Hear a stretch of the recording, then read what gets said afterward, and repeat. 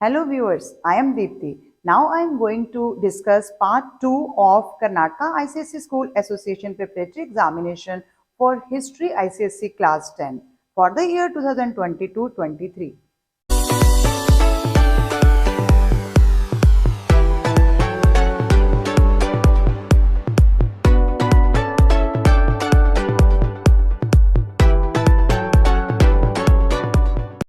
Starting with section A of part 2, question number 3. The parliament is the body of the people's representative which has supreme power in a democracy. With reference to the union legislature, answer the following. Part 1. How are members of the Rajya Sabha elected? Why is it called a permanent house? So, the members of the Rajya Sabha are elected by the elected members of the Legislative Assembly of each state in accordance with the system of single proportional representation by a means of single transferable vote. Now, why is it called a permanent house? The Rajya Sabha is a permanent house. It cannot be dissolved like the Lok Sabha. Each member of the house is elected for a period of 6 years. 1/3 of the total member of house retire after every 2 years. So that is why this is a permanent house. In second part, give reasons to justify why Lok Sabha is considered to be more powerful than the Rajya Sabha. Now, motion of no confidence against the government can only be introduced and passed in Lok Sabha.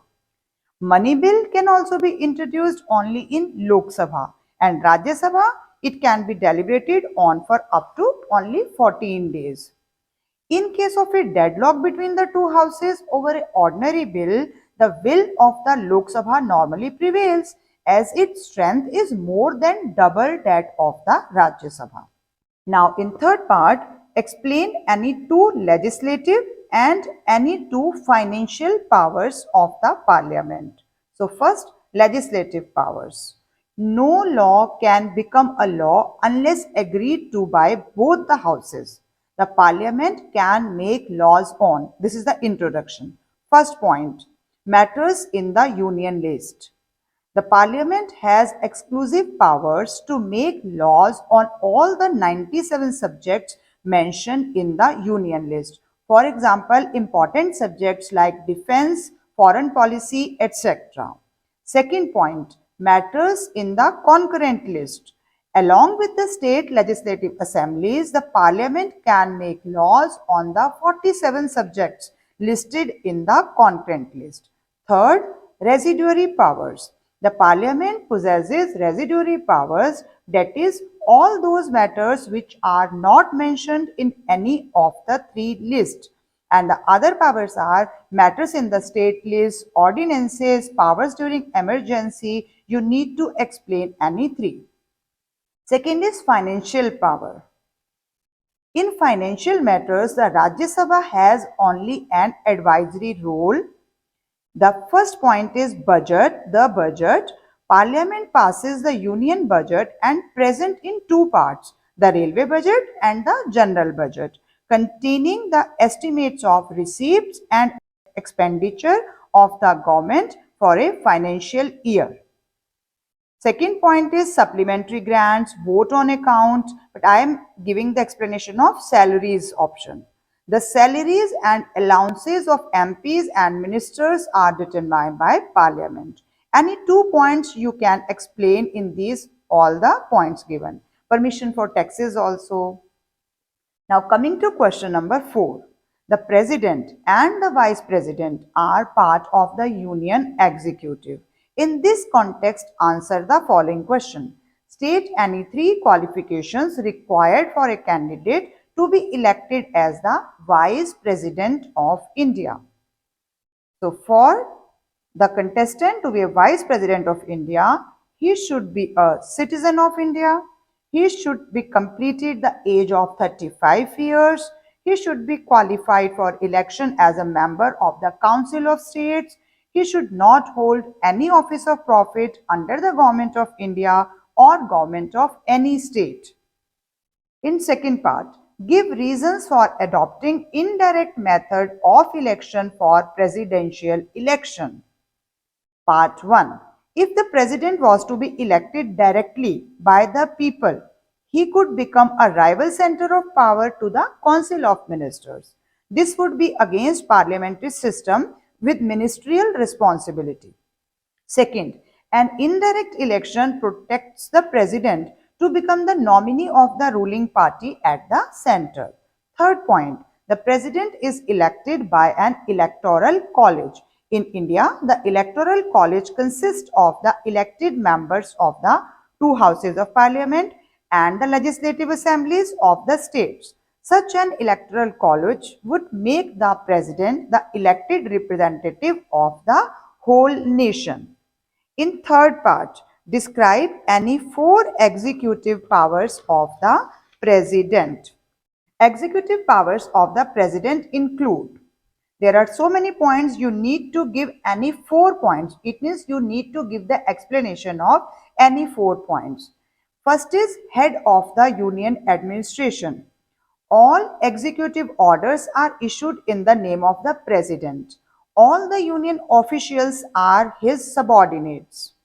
Second point, appointment of officials of the state. The president makes appointments to key posts like the Chief Justice of India and the judges of the Supreme Court and judges of High Court, the Attorney General of India, the governors of the state, and the chairman and the members of the Planning Commission are also appointed by him. And the second heading is administration of the union territories and border areas is the responsibility of the president. Our fourth heading is control over state governments. During president's rule, the control of the union government over states is complete. In question number 5, with reference to our judiciary, answer the following. Part 1. Why is the judiciary kept independent of the control of the executive and the legislature?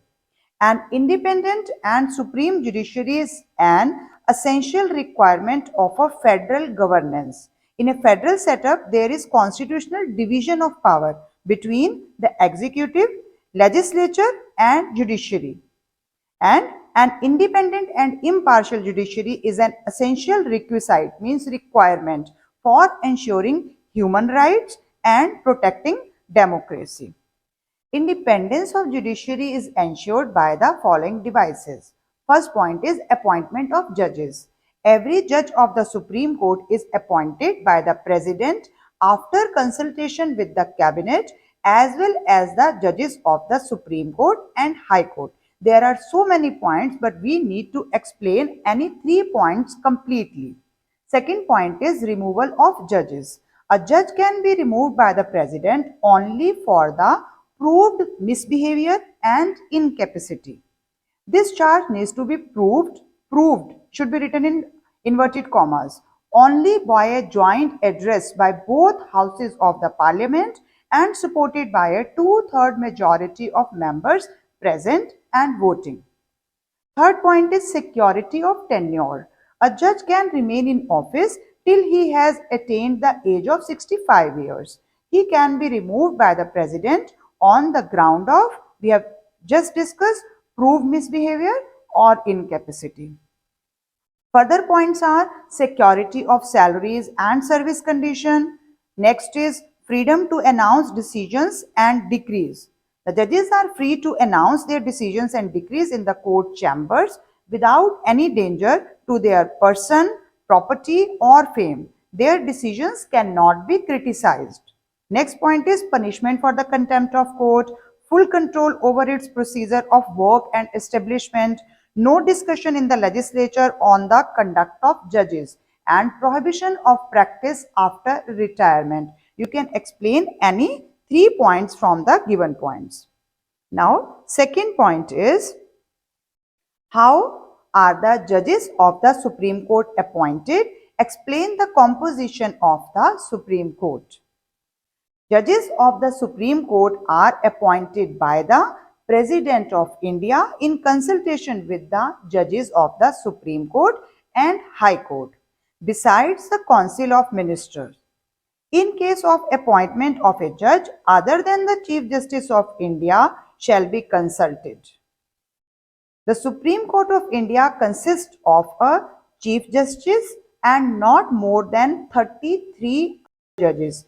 Please write it carefully because in some books it is written 30 but in new edition books it is written as 33. So you need to write more than 33 judges, not more than 33 other judges. In third part, state any 4 advantages of Lok Adalat. But this is a 4-marker question. We need to write introduction also. Introduction is Lok Adalat means People's Court. These were set up by Legal Services Authorities Act as a legal forum. Now coming to advantages, Lok Adalats play an important role in the settlement of family feuds, dispute between the neighbors and the minor cases of assault and injury by settling the disputes through compromise. Second point, Lok Adalats delivers fast and inexpensive justice. Third, reduces the workload of other courts. Fifth, promotes social justice by providing legal aid to weaker sections of the society. And last, eliminates high cost and delays in imparting justice. Now coming to section B. Question number 6. Numerous causes gave rise to the first war of independence and its consequences led to several changes. British government in India. In this context, answer the following. Part 1. Explain any 3 socio-religious causes. The British government's attempt to interfere in the social and religious life of the Indians led to the widespread fear among the masses. There are so many points, but we need to give only 3 socio-religious causes in detail. First is interference with social customs. Some of the social reforms introduced by the British in India were aimed at improving the conditions of the people. The abolition of sati, the introduction of Widow Remarriage Act and the opening of Western education to girls. But these were not welcomed by the masses. Second point, apprehensions about modern innovations. People were suspicious of introduction of modern innovations like railways and telegraphs. There were rumors that telegraph poles were erected to hang those who were against the British rule. And the Orthodox Indians noted that in the railway compartment, the higher caste and the lower caste were made to sit side by side. They believed that the British had introduced such practices to defy their caste and religion. Third point, policy of racial discrimination. The British officers were rude and arrogant toward the Indians. They believed that they were superior to Indians. Some European officers ill-treated and insulted Indians. Corruption in administration, oppression of the poor, activities of missionaries, fears regarding Western education, taxing religious places, law of property. I am explaining one more point, means one extra point also, but you can decide yourself also. Activities of missionaries. The British began to interfere with the local religious and social customs. They denounced idol worship and dubbed local beliefs as ignorance. After 1813, there was an increase both in the number and activities of the Christian missionaries. Rest you can decide yourself. In second part, explain any 3 economic causes of the revolt of 1857. The most important reason for the popular discontent was the economic exploitation by the British. The economic exploitation took the following forms. Again, there are so many points, you need to explain only 3 points for 3 marks. First is exploitation of economic resources. Try to give sub-points in the given heading also. Like here, sub-point first is India was forced to export at cheaper rates raw materials like raw cotton and raw silk, etc. Second sub-point is India was made to accept ready-made British goods duty-free, while Indian products were subjected to high import duties in England.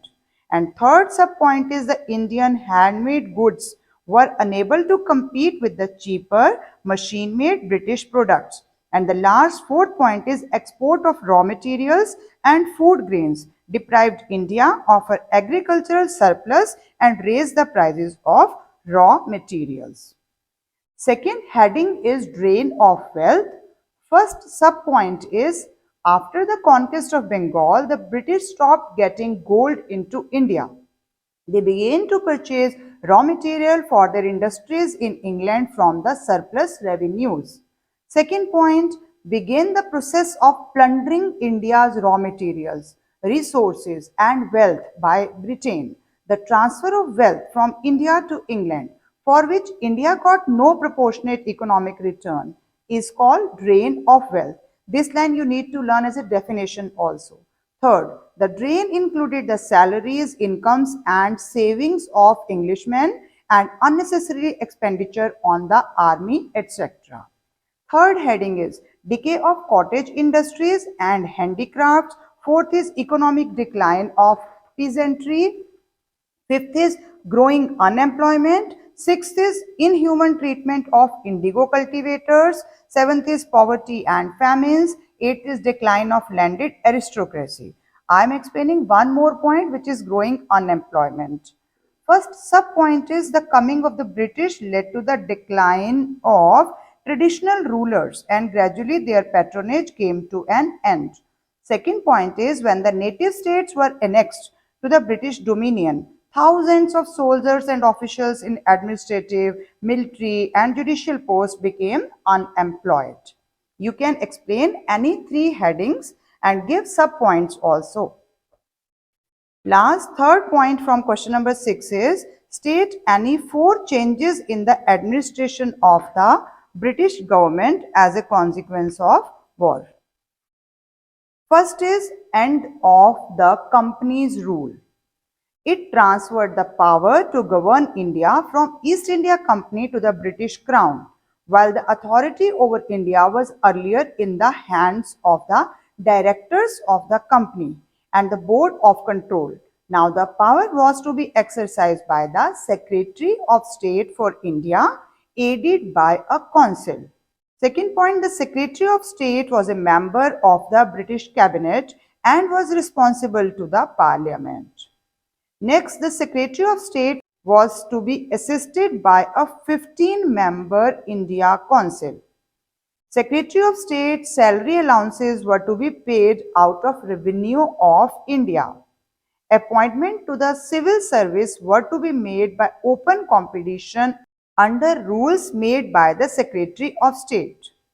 Actual governance was to be carried on as before by the Governor General, who has also given the title of Viceroy.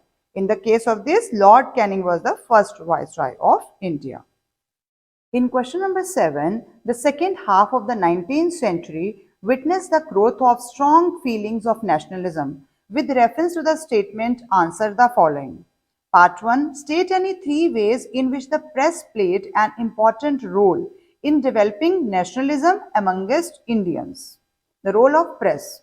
It was through the press that the message of patriotism and modern liberal ideas of liberty, freedom, equality, home rule and independence spread among the people. Second, the press carried on daily criticism of the unjust policies of the British government in India and exposed the true nature of British rule in India. It made possible the exchange of views among different social groups from different parts of the country and organizing political movements. Next, it made Indians aware of what was happening in the world. Last, this awareness helped them to understand the political and social development of the outside world and shape their own policies and programs accordingly. Second part, state any 3 contributions of Bal Gangadhar Tilak. Tilak was the first to openly declare the demand for Swaraj. This is first contribution. Next, line-wise, he was the first nationalist leader who sought close contact with the masses.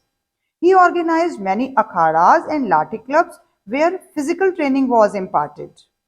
Tilak started using the traditional religious Ganpati festival to propagate nationalist ideas through songs and speeches. He started two newspapers, Maratha and Kesari. Learn these names as MCQ also, which soon became the mouthpieces of his ideas. Through these newspapers, he preached nationalism and taught people to be courageous and self-reliant. Established Home Rule League and forerunner of Gandhiji. I have given these points in brief. You can elaborate these points. Part 3 is state any four differences between the moderates and the assertive nationalists. If you remember, I have told you in my previous videos that this question is a short question for your board examination. So practice this question in written also. Early nationalist and assertive nationalist. The early nationalists wanted to achieve self-government and they strove for autonomy within the empire and not for absolute independence. But assertive nationalists aimed at nothing short of Swaraj as it existed in the UK, United Kingdom. Second, they believed in constitutional methods and worked within the framework of law. Assertive, they were assertive in their approach. Third, they held good positions under the British government. They denounced British rule and defied it. Fourth, they had faith in the British sense of justice, fair play. They rejected British rule and held it responsible for poverty of the Indian people. Fifth, they received their support from the intelligentsia. Fifth, they drew their support from the masses. Sixth, they were inspired by the idea of Western philosophers. They drew their inspiration from India's past. So learn this answer properly. Question number 8. The period between 1920 to 1947 was marked by major events and reforms that finally led to our independence. In this context, answer the following questions. Part 1. Name the famous march undertaken by Gandhiji, and you know that this is Dandi March. Where did he begin the march? From Sabarmati Ashram. Why did he begin the march? He selected to attack the salt laws because the salt tax affected all sections of society, especially the poor. Second part, state three provisions of the Gandhi-Irwin Pact as a result of the civil disobedience movement. Withdraw all ordinances and end prosecutions. Subheadings are release all political prisoners except those guilty of violence. Permit peaceful picketing of liquor and foreign clothes shops. Restore the confiscated properties of the satyagrahis. Permit the free collection or manufacture of salt by persons near the sea coast. To suspend the civil disobedience movement. To participate in the second session of the Round Table Conference. And our third part is state any four clauses of the Mountbatten Plan. Four clauses means you need to give the explanation of 4 points. I am just telling you the headings of Mountbatten Plan. This is also again a short question from board examination. Headings are relations between the two new dominions, a boundary commission, the princely states, Bengal and Punjab, Sindh, Northwest Frontier Province, the district of Sylhet, Constituent Assembly, transfer of power. You need to explain any 4 points properly with full details. Question number 9. With reference to the two major world wars in the 20th century, answer the following questions. Part 1. Briefly explain the causes of World War I with reference to nationalism and imperialism. Because of the unprecedented extent of its spread, impact, and its total nature, it is known as First World War. This is the introduction. Out of the many causes, nationalism and imperialism. Now first, nationalism refers to sense of unity felt by the people who share a common language, history, and culture. In the later half of the 19th century, this feeling of unity turned into extreme pride. This led to the development of aggressive nationalism in Europe. Aggressive nationalism meant love for one's own country and hatred for other country. Each nation thought about its own national interest and did not care for the interest of the other nation. France wanted to get back its provinces of Alsace and Lorraine from Germany. You can give this as an example. Now, imperialism is a system in which a powerful nation used to establish control over another country, either by political pressure, infiltration, annexation, or by outright wars. Once conquered, the country was claimed as a colony. These colonies provide raw material, cheap labor, agricultural land, and trading ports to the imperial nation. This filled the atmosphere with fear and mutual hatred and international tension, which could be solved through militarism. This is the thought of the people. Second part is state any three consequences of the Second World War. The damage caused by Second World War surpassed all other wars and brought the world to the brink of complete destruction. Now, the consequences of Second World War. First is defeat of Axis power. Axis powers means Germany, Italy and Japan met with remarkable success. And the Allied forces, Britain, France, Soviet Union and America captured African territories lost by France. Allied powers forced Italy to make an unconditional surrender and sign an armistice. After the defeat of Germany, the Allied powers turned their attention towards Japan. They asked Japan to surrender, but Japan turned a deaf ear. Consequently, America dropped the first atomic bombs on Hiroshima and Nagasaki on August 6, 1945 and August 9, 1945 respectively. Then Japan offered to surrender on the terms of Potsdam Declaration and the war came to an end. But Japan and Italy became very weak. Second, formation of the UN, United Nations. The horrors of the two world wars and the failure of League of Nations led to the meeting of the Big Three, means Roosevelt, President of America, Churchill, Prime Minister of Britain, and Stalin, Premier of USSR. At Yalta in February 1945, they resolved to convene a conference of the representatives of all nations at San Francisco to draw up the Charter of the United Nations. This led to the establishment of the United Nations Organization on October 24, 1945. And the last consequence is Cold War. Towards the end of the war, the apparent harmony between the USA and Soviet Union declined, and old suspicion and ideological differences came to the forefront. Now, Cold War is defined as an atmosphere where there is no armed struggle, but the rivals continue to maintain their peacetime diplomatic relations along with their hostility.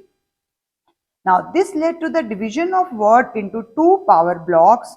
One bloc was led by USA and other by erstwhile USSR. If you want, you can briefly explain these two blocs. The democratic and capitalist bloc, the bloc led by USA called the Western Bloc or the American Bloc, believed in liberal democracy based on capitalism.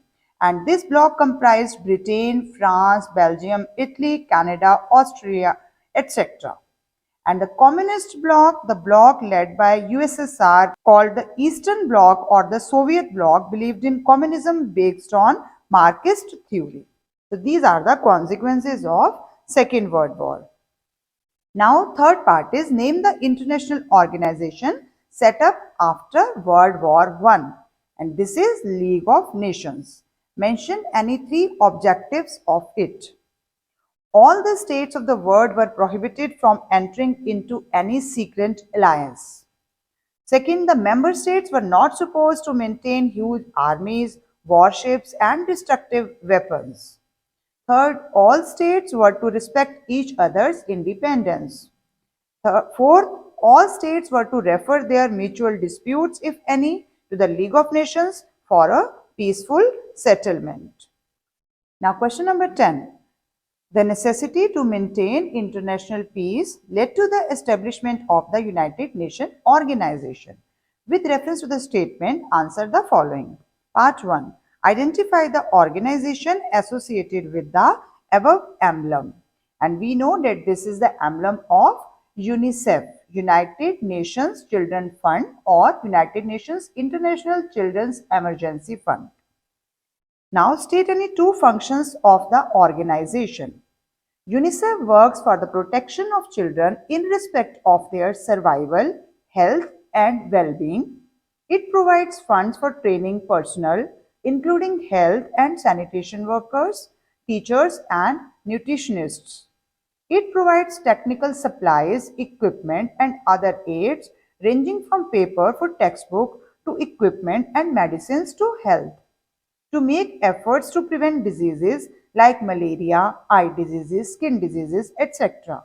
It provides help to children and mothers in emergencies arising from natural calamities, civil strifes, and epidemics, etc. You can write any two functions properly. Second part, state the composition of General Assembly. All members of the United Nations are members of the General Assembly. Each state has 5 representatives in the General Assembly, but each state has one vote. The regular session of the General Assembly begins each year on the third Tuesday in September and continues usually until the third week of December. At the start of each regular session, the Assembly elects a new President, 21 Vice Presidents, and Chairmen of the Assembly's 6 committees. Decisions on important matters are made by a two-thirds majority. Now, part 3 of question number 10, mention any 4 objectives of the United Nations. So, first introduction. The world leaders realized the necessity for establishing an organization more powerful than the League of Nations, and they held many conferences to discuss the nature. Their efforts finally took shape at San Francisco on October 24, 1945 in the form of United Nations Organization. And their objectives are, you need to give only 4.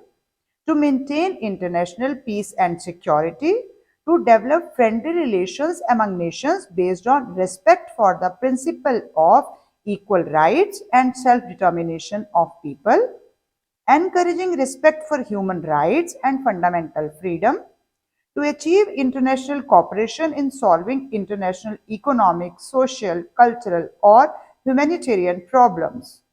Disarm, develop, and decolonize are the 3 new objectives set by the UN to prevent the succeeding generations from the scourge of war. So these are the objectives of UN.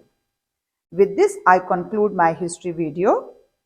Hope you have got the answer of all the questions. If you have any doubt, you can tell me in the comment section. Till then, keep watching, sharing and subscribe to my channel. Subscribe करने के charges नहीं लगेंगे. Then please subscribe to my channel.